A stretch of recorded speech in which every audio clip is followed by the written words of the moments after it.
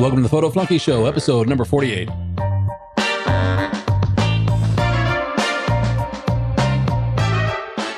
Today we're going to be talking about food photography, a little tips and advice, and we hope we've got a couple of ideas for you. This is not necessarily going to be for you shooting food in a professional studio environment or for a client. This is more or less if you're going to be covering food photography as media, or even if you just want some good memories of your vacation photos and how to shoot food. Hi, my name is William Beem. Hi, my name is Lee Beem. And Lee Beem is the one who really does most of the food photography here. See if I can spit that out. But everybody's food gets cold while I stage it. Before we get started with that, I just want to let you know that you can find show notes available at williambeem.com/episode 48. And of course, you can find all the episodes at photoflunky.com. We would really appreciate it if you'd check in with us on social media. We're available on Facebook, Twitter, Instagram, and Pinterest. And you can find the links to all that at williambeem.com, of course. All right, so let's get down to it, Lee. Why do you like food photography? There's just something about taking photos of food that is a memory of something you do all the time. It's such a big part of life, socially, family time. It's something enjoyable. And yet, I think because we do it every day, we fail to capture those little memories. And I realized that one year when we were on vacation, that one of the biggest portions of the budget that gets blown when you travel somewhere on vacation is actually on food. It is a big part of the budget. It's a big part of your travel or vacation experience. And like you said, it's a big part of life. And people love food photos. We found this out, particularly with our Instagram account that we have for Orlando Local. We can post certain things up there and it will get some attention on it. But you post food up there, everybody resonates with food. Yes, absolutely. And it's just because they want to know, like, oh, that looks good. Where did you get that? I just like the way that looks. Maybe I'm going to have that for dinner tonight. You know, something along those lines. That's true. And I mean, even on my personal account, there's as soon as a food photo or a dessert photo goes up, anything that looks colorful, decadent, interesting or different, it just garners so much attention. When you're doing your food photography, what are you really doing? It's like, I know we've done some of this with your iPhone. You've done some of this with your DSLR. Kind of let me know a little bit of, from the gear side, why do you choose one over the other and when? It's not so much that I choose one over the other. I think if it is planned, my preference for taking photos, I think it's a mindset. You are going to get a better quality photo with a DSLR, but that doesn't mean you won't get a great quality photo with a point and shoot or with an iPhone. Honestly, most of my food photos are actually taken with an iPhone because I'm not planning to go out as a photography trip. I'm planning to go out and eat.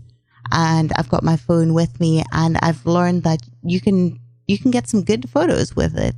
Now, we've had a couple of exceptions. So, for example, we went to Taste of the Nation as media for Orlando Local, and we both went out there. I went with my DSLR. You went out with your iPhone. I did. Because we were kind of working tag team. I was taking the food photos that night for the page, but you were still out there, even though you were kind of, what should I say? You were networking with people. You were getting to know people, which you do much better than I do because I'm really hesitant to go up to strangers and say hi. Yeah, but he's so good when he starts talking. Once I get started, I'm okay, but it's that initial kind of push over there. But even though you were out there doing the networking, you had a lot of opportunities that came up just with your iPhone at that event. I did, and it's very versatile. I mean, because it's small, it's not intrusive in any way, and anything that's big, you think of a big camera, it's a large object that stands between you and the other person. It forms, I think, subconsciously almost a barrier where people want to step back out of courtesy and respect most of the time. They do not want to get in your way. When you're standing there with a phone, I think everyone's just so used to iPhones coming out and snapping shots. Nobody really knows what your skill level is. I guess nobody even thinks about that. When you come in with a phone, it's not intrusive. You can kind of angle the phone into a small space, take your shot and walk away, and nobody would even know you'd taken a photo. No, because people are used to seeing phones out all the time. Everybody's taking photos of everything these days with their iPhone or Android phone or whatever they have. A DSLR is a little different. It kind of attracts attention. But there are times that we've gone off to review a restaurant for Orlando Local, and you've brought your DSLR. I have, and I think if it's planned and it's something we're intending to put up, and we've had some time to think about it and prepare for it, I absolutely want to take the DSLR. That is always going to be my first choice if I have the opportunity to plan. However, having said that, if I find myself somewhere where there's an opportunity for an interesting photo or a nice memory, I'm not going to forego that opportunity just because I don't have a big camera. Then the iPhone phone comes into play. See, I'm glad I'm not the only one having problems with my words today. It's a weekend thing. All right, well, let's get down to kind of how you go about this. No matter which camera you've got, whether it's going to be the iPhone or a DSLR, you have certain things that you look for taking food photography in a restaurant or at an event. And so these are not things where you've got a food stylist and you've got a studio lighting and you can control all the aspects of it. You're basically getting what's presented to you. And granted, restaurants and chefs and so forth want to put their best foot forward when they're presenting something. Yes. So we're not going to McDonald's and getting something out of cardboard. We're going to a nice restaurant and they're bringing it out because they want the food to look appetizing as they put it down on the table. And the presentation looks good as well in a restaurant. You go to a restaurant, you're sitting down at a table. You've also got things that are on the table that create this, they set the scene and they kind of echo the theme that runs through the restaurant. And sometimes those things can become an integral part of your picture. I'm really struggling with words today. That's okay. So food comes out. What goes through your mind? What do you want to do when you first see something? The first, I want to get the photo as quickly as possible. There are two reasons. The first one is obviously everybody else is sitting there and waiting to eat their food before it gets cold. Mm-hmm. But the other thing is that when food is freshly cooked and it's still hot out of the oven, it's got a bit of a sheen to it. It's kind of almost glossy with the heat. You've got the natural oils and the moisture on there. And it looks really good. As it stands, it kind of loses some of that vibrance.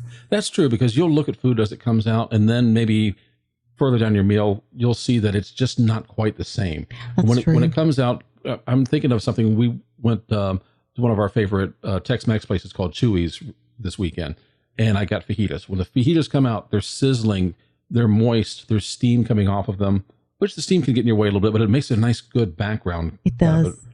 After those have sat there for before I get down to my third tortilla shell, they're not lively. The meat doesn't look moist in the way it did when it first came out. That's right. And everything just kind of dies down. So you've got a time limit, really, when something comes out, especially if it's a dessert. They come out and bring a hot cookie with a scoop of ice cream on top of it. That ice cream is going to start melting. Oh, yes. You want to get that really quickly. So pretty much any meal that you get, even a salad, I guess, it's going to look its best at the moment that it hits the table. Oh, it absolutely does. And that's the time that you want to get it. And bearing in mind, a lot of the time, the first shot is not the only shot you're going to take. So I'm going to snap a couple of photos at least of the same dish, and I'll probably turn it for different angles and see what works best. Well, not only do you turn the food, but you also rearrange things on the table. I do, and sometimes I shift things along on the plate because I like to get quite low down with my food. I know some people have a style where they shoot from above, others sit kind of, as if they were about to eat it, as the eye sees it, and they take the photo like that. I actually like to get my phone or my camera right down to plate level and take it across the plate. Now, that also means there are different things in the background that you wouldn't anticipate because they're not necessarily in your line of vision behind the plate of food as you sit. So you need to look very carefully in through the viewfinder or through the on the screen to see. So basically, the old maxim is that backgrounds matter. They matter a lot to me. And you've seen me moving things and telling someone to scoot their arm, and it's usually poor Tove because you and I like to sit side by side when we eat. But you'll sometimes, maybe you'll put like a beer bottle behind it to block something else out, or do you want the color from that as part of your background? It could be either. Look, Mexican food isn't exactly vibrant and colorful. It's all kind of, it's got golden warm colors to it, but that's it. There's not a lot of green in it unless you're getting the little garnishes and things. But generally, I'm just using that as an example. Some food or a plate of a steak with some potatoes on the plate is not necessarily a colorful dish. So if you've got a nice bright drink or a glass tumbler, those things are great to put in the background. Just some hot chili peppers that are sitting on the table, dried chili peppers, that works as well. And it's just really to bring some color into the shot. So it's not just blocking things out, you're adding color when you can. And I've told you this before, but as my mother taught me, food is brown because that's the way you fry it. That's absolutely fine on the plate, but then you want something in the background. But you're right. You want some color. You want some interest. So you're looking for the sheen on the food. You're looking for maybe a little bit of sizzle if something's coming out that hot, or you're looking for some color. Or in some cases, when I've been doing this, particularly if you're near a bar and there's always lights back around the bar, sometimes those lights just are hot spots that come in. Yes. That you kind of have to block those out of the way as well, too. You do. And other times the lights from the bar, if you depending on the angle from which the light is shining, You sometimes get the colors in the background, and this again depends how you position your food and if you're able to do it. But you can actually get the colors from the bottle, so it can work for or against you. But menus are also a great way to block something out that's in the background. It could be a hot spot. It could be somebody standing there who won't move in a bright red sweater. It could be anything. But you really need to work with what you have. I don't take things with me. It's almost like a little challenge to see what I can do. It's like a scavenger hunt. It is. But the other thing is I like my photos to reflect the experience in that moment, on that day, and in that place. So by using things that are already there, it doesn't lose the integrity of the environment and the atmosphere. Now, one of the things that you're going to find in the environment, of course, is the lighting that's there. And depending upon the restaurant, you may be near a window and get some nice daylight coming through. Or some of the restaurants we've been to, like House of Blues or Hard Rock Cafe, when we did those reviews, those are very dark environments. They're going to be very kind of yellow light environments. How does that affect your food photography, and how do you correct for some of that? Or do you? Some of them I do. I think using the little eyedropper and the white balance in Lightroom, and I do this on Lightroom Mobile as well. You can do that. It's usually not my go-to photo editing tool, just because it's a little bit slower, but you do have a lot of capabilities in there if you've got the mobile app. And if you're a Creative Cloud member, you can just you can actually sync your photos up and do it on there. That's a very nice thing. It's like once you get the white balance right on one, then you can go ahead and sync it to your other photos. So you're kind of covered for your shoot in a particular room or lighting environment. That's right. Now, I know you said that you don't like to shoot from above, but I do remember at Hard Rock Cafe, you were standing on the seat shooting down. I was, and it's not the first time I've done it. I've actually done it at House of Blues as well, because I think it was one of the first visits we'd had, and Tove and I, there were so many things we wanted to try. And so what we did was we ordered side orders or starter portions, and in some cases they actually made us, for some of the dishes, they were actually kind enough to make us a miniature portion of something so we could try different things. And we kind of set it out like our own little personal buffet, and we had a booth that they'd given us. It wasn't very busy. There was myself and this young child, and there was almost no space on the table for this food. And it was quite embarrassing, because I think people were wondering where the other four guests were. And to get it in, I had to stand up on the table. At Hard Rock, it was a similar thing. We had a platter with so many, it was a really large starter platter. Yes. The appetizer platter. And first of all, it was to get everything in. But the other thing is that I had taken some photos from the side. And what happens is, because I was shooting a little bit wider just to get rid of some of the background stuff, there was nothing else you could do. It meant that you weren't getting all the food in focus.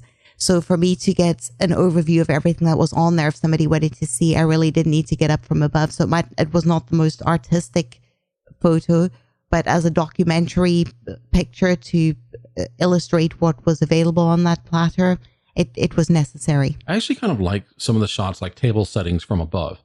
But when you're doing food photography, you're not necessarily trying to get the whole plate in. You would much rather, I think, you get in close. I like to get in close. So I usually have a corner or a portion of the plate of food. I very rarely shoot the whole plate. Now, if you just think of perspective, you have a plate, most of them have a rim around it. Now, that rim might just be an inch thick. But when you get up close, it kind of, that's the first part that hits the lens of the camera. Mm-hmm. And it can end up taking up half your frame. So you really want to move beyond that before you start shooting the food. So I do not mind. In fact, I deliberately chop off some of the food, and I try and go for something that's either a little bit bland or there's a lot of it. So if there's a huge portion of fries, I might have the fries as the foreground because I'm so close it's going to blur slightly, and then focus on the wings or the steak that's behind it.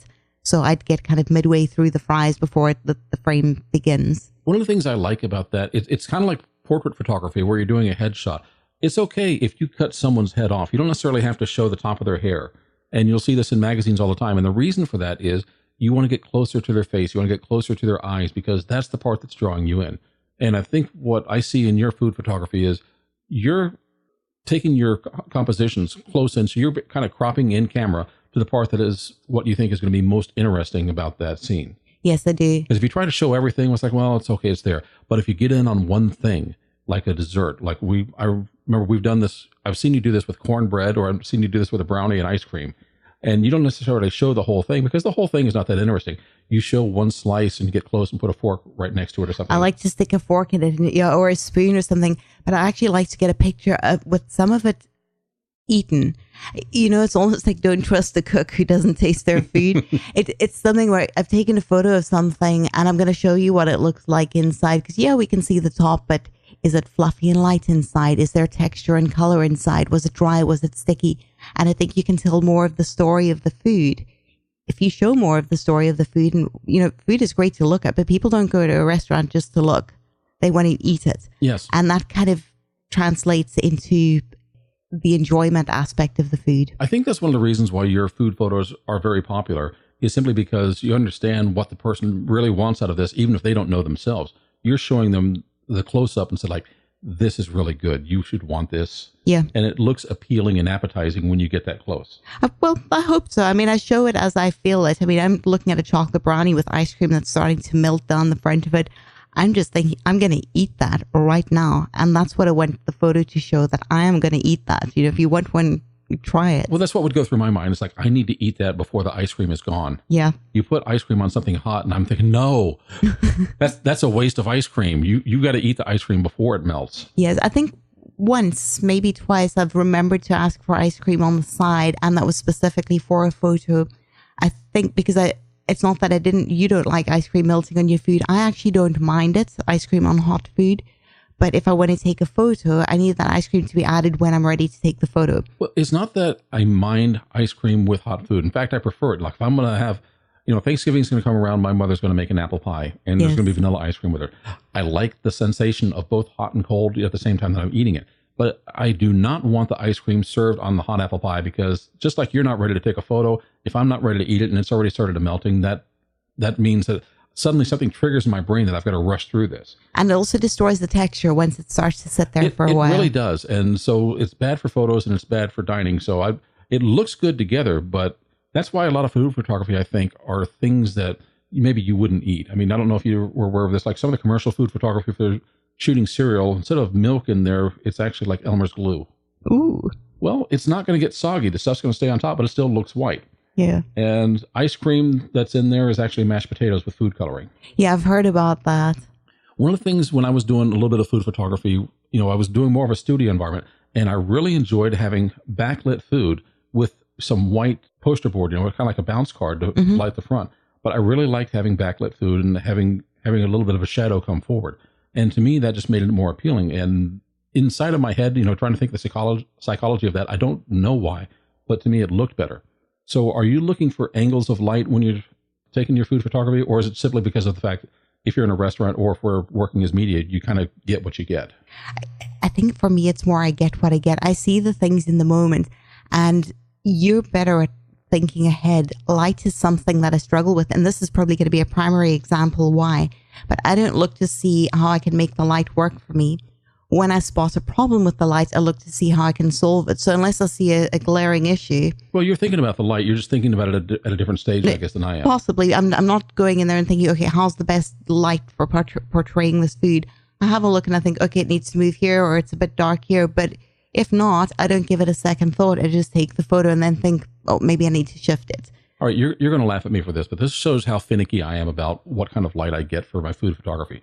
I was in Las Vegas and I went to Bouchon for breakfast. And I went there with a very specific thing in mind, and they have seating up against windows. And there was only one seat left, and I went up to the hostess stand. I said, I'd like a seat by the window. And they take me back there, and they give me a seat that's not by the window. And right behind me, I see the seat I want. I said, excuse me, but I want that seat. She said, I'm sorry, we can't give you that seat. I said, I don't understand. Why can't I have that seat? And as I'm having that discussion with the hostess, the other hostess comes in and seats a couple there at the table. Oh. And I'm thinking, why are you having this conversation? I was here first. I asked for the window, and I really wanted the window light for the food photography that I was going to do. They've got very beautiful food there. And I did, anyways, get around, my little discussion with the hostess. I walked out. I didn't eat there because I couldn't get the light that I wanted to take photos of the food. I can understand that. If you went to eat, but you went specifically to take photos of something and you were ordering that something to get a picture of it. And I knew what I needed to get the shot, at least the one that I had in my mind. And I don't understand why I wasn't allowed to sit there. And maybe it's because I was there by myself. I was going to say, I've been there. Yeah. Sometimes you go to these nicer restaurants and they look at you by yourself and they think you can just shuffle him off to the back. Yep. I mean, I've had that with Tove. I overheard somebody in a nice restaurant, one of the staff talking about us, but they hadn't moved far enough that we couldn't hear, saying what a waste of a table to put a mom and her kid. See, that's a horrible thing. And there are occasional restaurants where I know it. I've been treated poorly by the hostess simply because I was there by myself. So I've never been back to Bouchon either. I mean, when we were there on our honeymoon in Las Vegas, I didn't take you to Bouchon because I'm still upset with them. That's okay. We've never been back to the other restaurant, which is not a bad restaurant, but it kind of stings. It sticks in your mind. Well, Bouchon isn't a bad restaurant. It's a wonderful restaurant if you're treated nicely. But yeah. I guess I'm going to got on a bit of a rant here, but that's my rant for Bouchon. It's like, I'll never go back there simply because you had an opportunity to treat me nicely and they didn't. Well, but I do understand where you're coming from with that. I mean, if you go with a shot in mind, you're not able to get the shot, why stay? Because you were paying money to dine there. Well, I would have had I eaten. Well, but yeah. Let's go back to the same kind of scenario, though. I didn't get the table with the light that I wanted. Would you have asked for that table by the window ahead of time, or would you have just simply taken whatever table you were assigned and then made it work with what you got? I would have asked. I probably would have just made it work with what I'd got if I were taking the photos with my phone. If I had planned it ahead, I probably would have done exactly what you'd done, because I am more fussy. I get into a different kind of photography mode when I've got the big camera to what I do with my iPhone. What else have you got in mind when you're taking photos? I mean, we know about your composition. You want to get in tight. We know that you like looking across it, and you know you want to put a fork or a spoon or something that kind of shows this is ready to eat. I do. What else do you have in mind that makes your food look enticing? I think the angle, I tend not to shoot. I tend to angle things slightly. So the phone or the camera is leaning one side or another. So it's kind of being shot from an angle, not dead on. It's not always, but I would say probably the majority of the time. And for some reason, that just seems to be my style. I was always like that with art. I was like that with the scrapbooking and things. And that just seems to be something that I do. So it's reflected in the photos. And sometimes that is tricky. It means moving things around specifically for that angle. Well, so when we talk about an angle, it's like if you're sitting at a table, you're probably looking at your food at roughly a 45-degree angle. Are you trying to get down lower with your angle, or? Well, what I'm saying is actually spin the plate, because if you've got a plate, like a rectangular plate, the long edge is kind of, okay. It's sitting horizontally in front of you. I will actually turn that so that it's at a diagonal, almost pointing to the left or the right away from me. Okay, so you're kind of making some lines and you're making it visually more interesting and appealing with those lines. I am, and I don't actually think about it in those terms. I guess I don't break it down in my mind, but that's probably what I'm doing subconsciously. It's not something I think about. It's just something that I automatically do. There are times where you can just look at something and you can see if you like it, and maybe it's because I've done it for so long. But as you start shifting things until you get them where you want them. Well, you've got this art background. Now, there's a lot of things I think that are in the back of your mind that, like you said, you're not consciously thinking about. But let's say that you go out to a restaurant and they've got square plates or rectangular plates. They set it down to you, with a long end, going horizontal to you. Mm-hmm. That's what most everybody sees. Yes. By changing it, you're giving a different view of the food, and someone's got it kind of takes them out of their comfort zone. It does. And it makes them actually look at the photo and the food simply because it looks different than what they see anytime they sit down. It does, but I've also always been one to move around my photo, or to move the things in my photo until I get them where I want them. If I don't like it and I can't move them, then I'll move myself. And what I do a lot of the time is, even if I've shifted the plate, I don't necessarily shoot things head on. I tend to still move tilt my body in one direction or another. Just to get the angle I want, and also to get the settings, or to avoid shadows. Shadows are a bigger problem sometimes than light in a restaurant. They certainly can be, and that's why I'm very careful to look at shadows, and that's why I like backlit food, because I know the shadows are coming to me, and I can compensate for that a little bit with some bounce light. But as far as angles, one of the things that I've done in the past is I will tilt my camera to get a little bit of a different angle if I'm looking at it from above, not necessarily straight up, but it's like not the 45-degree angle that most people see, but I would say somewhere between, table level and halfway up to a 45-degree angle is where I like to take my shots. Unless I've got the room that I can take a perfectly head-on horizontal photo of it. So when we were at Taste of the Nation, for example, they had a bar at one of the places where I took a shot of that little sandwich. Yes. And that one was just straight off the side of the sandwich. It's not the way you see your food. And that's why I wanted the food that way. It's almost like if you picked it up and held it up in front of your face and looked at it. Yeah. Yeah, you could see everything that was there. You could see the sandwich from top to bottom. You didn't look at it. Didn't look down on it in that photo. You looked straight at it.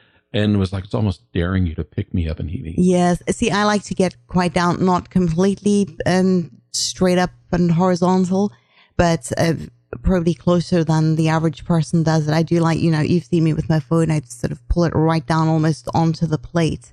And then I tilt it slightly, and it just depends. It's what I'm trying to capture on that plate. Okay, so we talked about food, but how much time do you spend shooting beverages? I like beverages. I think beverages are sometimes even more fun than food, especially if you've got a big group. The biggest challenge with beverages, it's something that comes into food photography as well. The one thing that really, really gets me uptight is when I'm trying to take a picture and somebody is putting down napkins, or there's a straw or a straw wrapper or a piece of something that's distracting. Trash. Yeah. I don't want to see trash in the background of my photo. I don't want to see the corner of somebody's napkin, especially when they've got those brown, those recycled paper type of things. Mm-hmm. I don't want to see rubbish in there, for want of a better word. Well, it's not appetizing if someone else's trash is in the back. And it's not even that it's dirty trash. I mean, it's just the paper, but I don't want the clean trash either. And I'm very funny about that. But it draws the eye away from your subject. And that's part of the reason I think why you like to get tight on your subjects is, there are no distractions. You're eliminating things that would steal the viewer's eye from your subject. I am. But about the drinks, I think drinks are colorful. Drinks come in a variety of colored bottles. And I love the way, especially with glass, light shines through glass. A lot of drinks are served with a slice of lemon or an orange or a piece of fruit in them. You've got your cocktails. You've got the frost and the condensation on some kinds of glasses, or the salt crusted rim. Mm-hmm. And those make absolutely beautiful photos. I really need to spend more time sitting at the bar and drinking. Well, there you heard it. We're going to spend more of our time sitting at the bar and drinking. It's all in the name of photography. It's for the benefit of you. I'll send you a link to the photos. How's that? I can see my American Express bill is going to be up next month. But we're going to have a very happy time. Oh, yeah. Okay, that's pretty much all we wanted to go over with today. But one of the things I wanted to bring up is this isn't for commercial photography. This is kind of like for enjoying your meals out, your vacation time. And one of the other last tips that I wanted to leave you with is talk to the people at the restaurant. Let them know what you're doing. And if they can accommodate you, I found most of the times that they will. They will, particularly if you go there, maybe when it's not their busy season. When it's busy time, servers want to turn tables over. They want to get their tips and they want to move the table out so the next person comes in. That's their money. So you don't want to go try and take up a table and order a bunch of things that you're just going to take photos of, because it's not really going to get them a good tip. Go there, if you want to, between lunch and dinner, for example, like if you want to go there at 3:00 in the afternoon when it's not that busy, maybe that's a better time. And maybe you'll get a bit more cooperation from them. That's true. One more thing I'm going to say, if you're using a phone or a camera, a flash in a restaurant is not a good idea. You're just too close to the food. Unless you take a photo of the restaurant, specifically food photography and food that you've ordered that's on the table, or you're sitting at the bar, don't use a flash. No, I'm going to take that one further, because it's annoying to other guests when your flash is going off. Now, don't get me wrong. If you go to some place like Hard Rock, people are out there with their iPhones flashing all the time because they don't know any better. But if you're trying to take a nice photo of something, use the available light. I mean, if you can get a window, that is beautiful light that can come in and really make the most of your food. Particularly, sit outdoors. And if it's not summertime in Florida, when I melt, yes, sitting outdoors is a great place to get beautiful light on your food. I'm thinking this is kind of, you're there to eat first, but when the food comes, take advantage of it, make some nice photos, and maybe you'll get some nice memories to go along with it.